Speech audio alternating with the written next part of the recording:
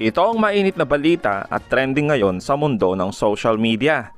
Matapos ibunyag ng Senado ang nakakasindak na 450 billion pesos na pondo na idinagdag ng Kamara para sa unprogrammed appropriations ng proposed 2024 national budget na itinuturing naman na isa itong paglabag sa batas ayon mismo kay Senator Pimentel. Abay mainit naman ang naging pahayag ni Senator Amy Marcos sa planong baguhin ng Kongreso ang ating saligang batas at gawin itong tsa-tsa kahit ilang beses na itong binasura. Ang kulit naman. 2 beses na ibinasura yan ng todo-todo ng Senado. Ba't pagpipilitan?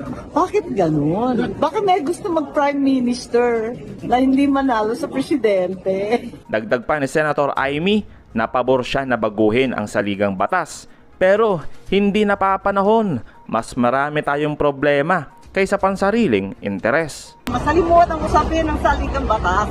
So, maaksayang maraming panahon, maraming budget, maraming palaisipan, masasayang at mapupunta dyan. Dapat ang tutukan natin yung mga daing ng PUV modernization, ang problema ng 60 pesos kada kilo ng bigas, ang problema ng kawalang trabaho ng mga kabataan nito. Matatandaan na sinabi ni Speaker Martin na pag-aaralan ng mga kongresista ngayong Christmas break ang pagbabago sa ating economic provision ng saligang batas dahil panahon na niya na i-review ito sa susunod na taon. Pero ayon naman kay political analyst Ronald Llamas, rason lang ang economic provision para baguhin ang ating saligang batas. Sinasabi nilang dahilan yung economic provisions. Yan naman lagi sinasabi ang dahilan, economic provisions, no? Pero siyempre, pag nabuksan na yung konstitusyon, parang Pandora's box yan Lahat pwede nang lumabas. Lahat pwede nang baguhin. Dahil magkakaroon ng kapangyarihan, no? Yung Kongreso para baguhin yung konstitusyon. Pwede nang pumasok dyan ng unicameral, pwede nang pumasok dyan ng federalism, etc. Dagdag pa ni Sir Ronald Llamas sa mga kagalang-galang na kongresista tungkol sa saligang batas. Ang mga congressman kasi hindi naman yan binoto para baguhin yung konstitusyon Maramihan ng congressman baka hindi pa nabasa yung konstitusyon. Ayon naman sa isang abogado, bakit kaya biglang nagbago ang isip ni President Marcos at umaayon na siya sa tsa-tsa ni Speaker Martin? Biglang pihit, ano ba talagang agenda? Ano ba talaga ang agenda sa likod ng tsa-tsa? Malungkot yan. Kasi makasariling interes yung kanilang sinusulong para dyan sa tsa-tsa na yan. At malamang, kung ganyan, alam na ni Marcos Jr. baka talaga plano na ito ng administrasyon. Malalaman natin yun sa darating na mga araw. So, ang totoo, hindi rin maganda yung talaga na yan, tsa-tsa na yan. Pero, ang naiiba lang ngayon, parang nagkakaisa na sa kanta at sayaw itong magpinsan. Nakakalungkot ito na mas maraming problema ang bayan na dapat nilang pukusan. Ang malaking tanong, papayag ba ang taong bayan na mawalan ng pagkakataon na pumili o bumoto ng gusto niyang maging leader ng bayan kung sakaling matuloy ang tsa-tsa na isinusulong ni Speaker Martin? Sa ibang balita naman, isang matinding paalala mula sa Senado. Narito ang detalye. Bakit ba ganon? Halos lahat ng masarap bawal. Anyway, meron pong mga konting katanungan pa rito, Secretary. And speaking about Christmas, kumusta po ang preparation ng Department of Health sa maaring, though bumababa na talaga yung kaso ng putok, no? Firecrackers. Maalala ko po sa Davao City, in-implement bigla ni former Mayor, former President Duterte, pinagbawal niya yung paputok. And naging malungkot sa first year, no? Pero ang resulta po nito ay napakalaking tulong po sa ating mga kababayan, tulong po sa ating mga health workers, tulong po sa mga hospitals, bumaba yung kaso, at nag-enjoy kayo sa inyong Pasko, kapiling ang inyong mga pamilya kaysa mabawasan ang inyong mga daliri, no? At saka na parati pong nasa huli ang pagsisisi na nawala na yung daliri ninyo. Sana po ay malaking tulong po yon, yung pondo po ng gobyerno na masisave po na hindi magagamit sa hospital, sa naputol na kamay. Tulong nyo na lang po yun. Maring makapag-celebrate naman po kayo ng Christmas and New Year na iwasan po yung paputok at iwasan pong masaktan kayo o masugatan po. So, gusto rin po nating marinig sa ating mga health officials, Secretary Ted, kung ano bang may papayo ninyo sa ating mga kababayan. Mr. Chair, gusto ko sana magpasalamat sa dating presidente kasi siya nag-umpisa ng no firecrackers during New Year at dahil doon 0 ang namamatay sa Davao.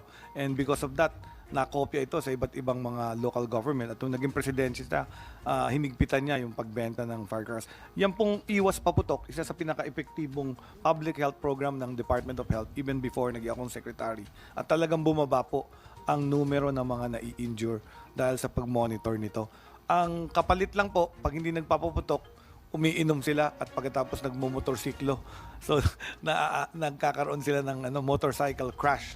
So, napuuwi din sila sa ospital. So, moderation din ang advice. Yan ang iwasan ninyo. Mga kababayan ko, makinig kayo. Please lang po, wag na wag kayong magmaneho pag nakainom po. Delikado po yan.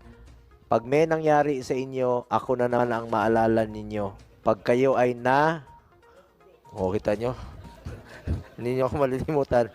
Malala nyo na naman ako. Kaya iwas po huwag kayong magmaneho pag nakainom. O huwag kayong uminom na kung magdadrive pa kayong pauwi. Drive safely at tandaan po natin na kung mahal nyo po ang inyong pamilya, mahal nyo po ang inyong mga anak na umaasa po sa inyo. Masarap po mabuhay. Ingat lang po tayo. Ingat lang po tayo. Mr. Chair, Dr. De Guzman will manifest yung mga ginagawa sa iwas paputok. Go ahead po, Dr. Thank you, Mr. Chair, and thank you, Mr. Secretary. As mentioned, sir, we have a major campaign po, yung Ligtas Christmas. For us also relayed, we're not just focusing actually on iwas paputok, Kailangan comprehensive nga po siya dahil may iba pa pong mga kondisyon na nakikita tayong tumataas pag dumadating na nga po ang Christmas at New Year celebration. Siguro, Mr. Secretary, just like to relay na the success din po of the iwas paputok is not just the decline ng pong mga injuries natin, but even tetanus, Dati po, ang dami pong nagkaka-tetanus after New Year dahil hindi nagpapatingin, but because napababa natin yung mga nagpapaputok at maaga po yung pagpapatingin, bumaba, 0 po yung mga natatala nating tetanus. So, in terms of others, napakahalaga ng participation of our hospitals. Starting December 21, Mr. Chair, until January 6, we actually raised a white code alert. Sabihin, nakahanda po yung ating gobyerno at hospital for all of these cases. We see a spike talaga over New Year. And it's not just the hospitals, but the LGUs po. So, not just the zero firecracker ban, but also designating areas. Doon lang po pwedeng magkaroon ng fireworks display. Ang ating mga LGUs ay napakahalaga. And last po is the ongoing surveillance nga po. So, the Department of Health reports daily these statistics po to raise awareness po ng ating datos on fireworks po. That's all, Mr. Ano ba ang policy ng gobyerno, kung alam nyo po, sa ngayon, sa firecrackers po? Bawal ho ba? Ano bang, may pinagbabawal ba na bawang, kategory, ano ba yun? Oo. Meron pong mga illegal, at na promulgated pa rin yung executive order ng previous President Duterte regarding fireworkers. So, hindi pa napalitan siya. So, that's the same policy. So, ang ine-encourage are public, yung sinabi ni Alatea, public display of designated fireworks. Kung individual ka, huwag ka na magpaputok. At tapos yung mga mahal, siguro I will talk to PNP para maikot namin yung mga illegal sale ng mga firecrackers beyond the allowed. Kasi ang gusto ng mga kabataan yung mas malakas. Pag malakas naman, yun din yung bawal. Yung mga malakas na paputok. At yun din yung nakaka-injure.